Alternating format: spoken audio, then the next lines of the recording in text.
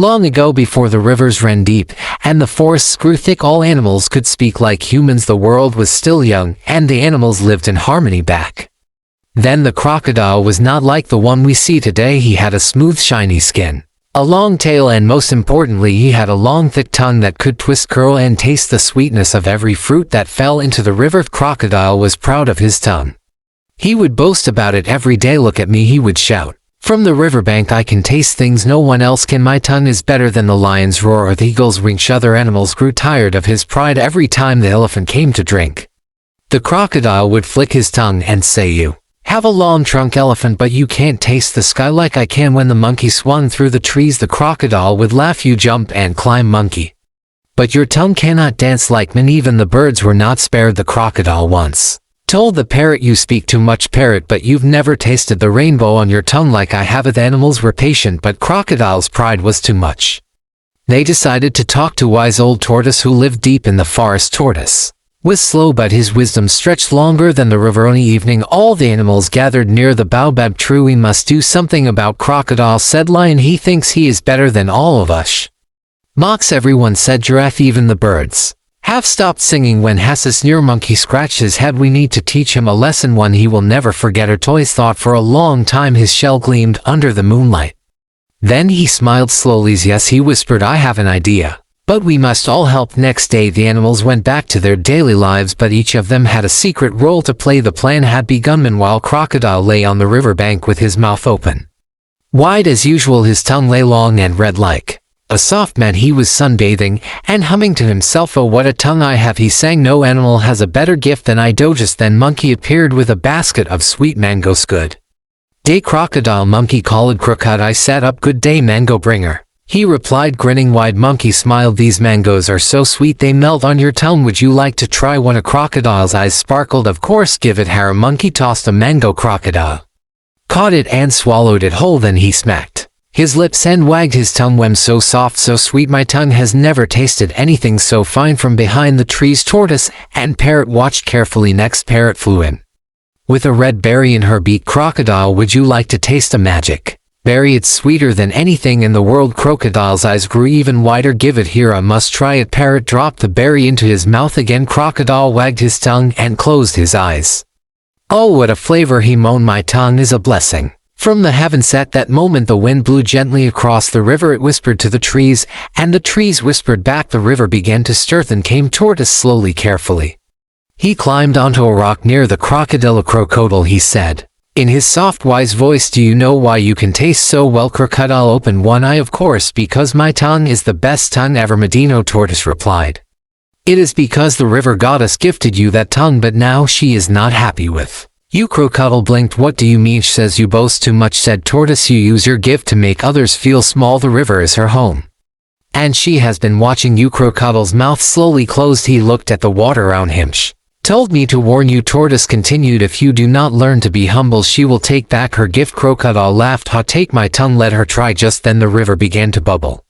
The sky turned gray. The birds stopped chirping. The water swirled around Crocodile's feet. From the middle of the river rose a figure made of water and light. Her eyes glowed like the sun, and her voice echoed like thunder. It was the river goddess. "Crocodile," she said, "I gave you that tongue, but you have used it to hurt others. I warned you through, Tortoise, but you laughed." Crocodile trembled. His tail shook. His proud eyes demanded. "I am sorry," he cried. "I did not mean to." "Now," she said, "you must learn." In silence she raised her hand. A silver wave crashed over Crocodile's head. He gasped, but no sound came out. His tongue was gone. The animals watching from behind the trees gasped. Monkey's jaw dropped. Parrot covered her beak with her wing. Crocodile opened his mouth wide again and again, but the tongue was no longer there. Only a flat space lay where the proud tongue used to dance. From that day on, the crocodile had no tongue. He could no longer boast. He could no longer taste mangoes or berries, and he could never again call himself better than anyone. And so the river grew quiet again. The animals lived in peace, and the crocodile, he stayed mostly underwater, silent as a stone. But that was just the beginning. From the moment the river goddess took his tongue, Crocodile changed. He no longer laughed, no longer sang, and no longer teased the other animals. He lay quietly in the river, his yellow eyes blinking slowly above the water. The once proud king of the river had become a silent shadow. Days passed, then weeks, then moons. The animals were surprised at first. "Is he pretending?" Monkey asked one day as he swung above the river. "No," said Parrot. He has not spoken a word since the goddess Kamagood said. Elephant perhaps now, he will learn some respect. At first the animals felt safe, but after a while they started to feel something else. But I used to laugh, said Antelope. Now he just stares. Used to enjoy fruits, said Monkey. Now he does not even come out of the water. Was rude, yes, said Giraffe, but now is just sad. Even the river seemed different. The water near Crocodile's home was still and dark. The birds no longer sang in the trees above it. The fish avoided it. Morning Tortoise came to the riverbank. He had been watching all this time. Slowly he walked to the edge of the water. Crocodile, he called gently, I want to speak with you. Crocodile raised his head slightly. He opened his mouth, but no sound came. I know you are still hurting, said Tortoise, but you must listen carefully. The river goddess took your tongue, yes, but she did not take your heart or your mind or your soul. Crocodile's eyes glistened. You must not give up, Tortoise continued. There are many ways to speak even without a tongue. With it, Crocodile lowered his head again and sank beneath the water. That night the moon rose high and the stars lit the river like tiny fireflies. Monkey, Parrot, Elephant, and Giraffe gathered around the baobab tree once more. Tortoise joined them. He won't speak, Tortoise told them, but I believe he wants to. Then how can we help, asked Parrot. Tortoise thought deeply. We must give him a chance to do good. If he shows the river goddess that he has changed, maybe she will show him mercy. So the next day the animals made a plan. Parrot flew to the village nearby and brought back news. The humans are building a bridge across the river, she said, but their boat sank and their supplies fell into the water. Monkey's eyes widened. If we help them, the goddess will see Crocodile doing goodies. Tortoise nodded, but he must be the one to lead. The animals went to the river's edge. Monkey climbed a branch and called out, Crocodile, there is trouble. The humans need help. Crocodile rose slowly from the water. His big eyes blinked at them. Their boat has sunk. They lost food, tools, and ropes. Parrot explained, if you help bring it up from the bottom of the river, maybe the goddess will forgive you. Crocodile blinked again, then dove beneath the surface. Without a sound below the water, the river was dark and cold. The boat lay twisted on the riverbed, heavy with wet wood and broken ropes. Crocodile swam toward it.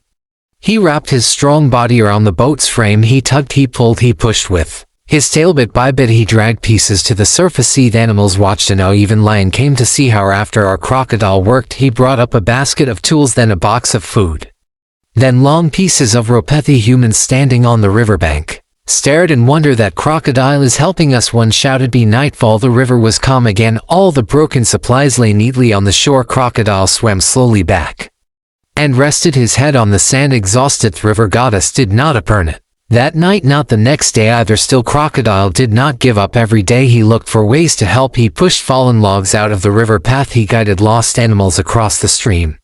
He even carried a baby antelope on his back when it could not swim. Forest began to talk again, not of Crocodile the boaster, but Crocodile the silent helper has changed, said Giraffe. Is gentle now, said Monkey. Is patient, said Elephant. He has a kind heart, said Tortoise. And still Crocodile stayed silent. He missed his tongue, he missed the taste of berries, the joy of speaking, the beauty of singing, but he did not complain. On evening, as the sun dipped low, Crocodile lay quietly in the shallows.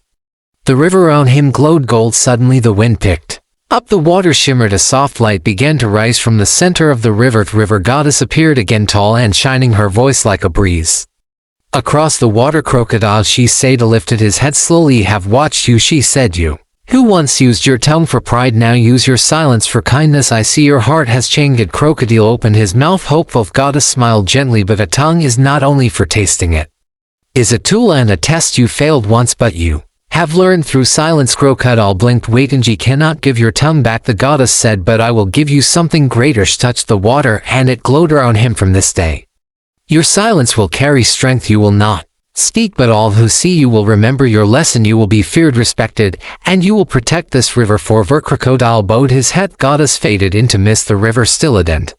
So Crocodile remained tongueless but not powerless. He had learned that words can harm and silence can help, but this tale does not end here. Many seasons passed after the river goddess' last visit. Crocodile still lived in the same quiet part of the river beneath the wide trees and the dancing sunbeams, but something was different. No had become a guardian. Birds flew above his waters. Without fear, fish swam freely near his feet. Even the youngest animals came to drink, knowing that Crocodile would not harm them unless they brought danger. With the man Crocodile, he never spoke.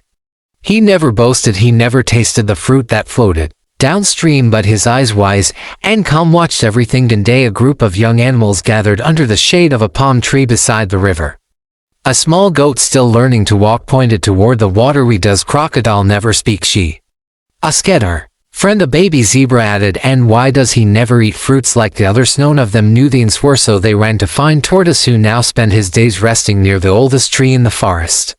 His shell was cracked with age, but his eyes were bright. "Grandfather Tortoise," the young ones cried, "please tell us, why does crocodile have no tongue?" The tortoise chuckled, his voice as soft as leaves brushing the ground. He said, "That is a story from long, long ago, before even your mothers were born. Sit, and I will tell you." The young ones sat in a circle, eyes wide, ears twitching. "Long ago," Tortoise began, "crocodile had a big beautiful tongue. He used it not for good but for pride. He mocked others. He believed his tongue made him better than all." Young animals gasped, but the river goddess grew tired of his pride. She warned him, "Through me." She told him to stop boasting, to stop hurting, but he laughed, and so she took his tongue forever. The goat whispered, eyes. Tortoise nodded, but that wasn't the end. Crocodile could have grown bitter, but he didn't. He changed, he helped others, he became quiet, and in his silence he found wisdom. "Is he happy now?" asked the baby zebra. Tortoise smiled, "He is not happy like the monkey who laughs or the parrot who sings, but he is at peace, and sometimes peace is better than pride." Animals sat quietly thinking, then they got up and tiptoed to the river's edge. Crocodile lay there half asleep, his eyes blinking slowly. Baby goat stepped forward. "Thank you," she whispered, "for watching over you." Crocodile blinked once, then twice. He did not move, he did not answer, but somehow they felt that he had hard. From that day on, the young animals treated Crocodile with quiet respect. They brought him fresh leaves to lie on. They left small gifts on the riverbank, flowers, pebbles, and once even a shiny shell, but Crocodile never took them. He never opened his mouth, he only lay still, silent and strong. Then one dry season the river began to shrink. The rains did not come, the plants dried, the animals grew weak. The once deep waters became shallow pools. Fish gasped for air, birds flew away searching for better place. One morning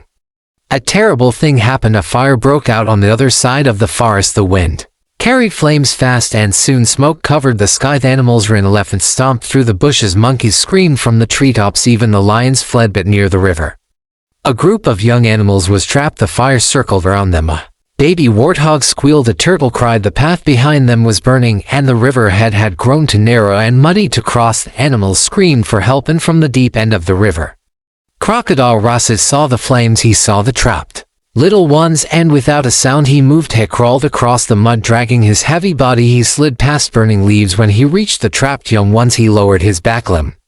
On shouted one of the birds above it. Baby warthog scrambled up first, then the turtle, then the others. Crocodile did not rush, he waited until they were safe, then turned back toward the water. Smoke stung his eyes, fire licked at his tail, but he did not stop. Pony slow step, then another and another. At last he reached the deeper part of the river. He slid in, the young one still clinging to him. The cool water sizzled as it touched his hot skin. Swam across and reached the safe side.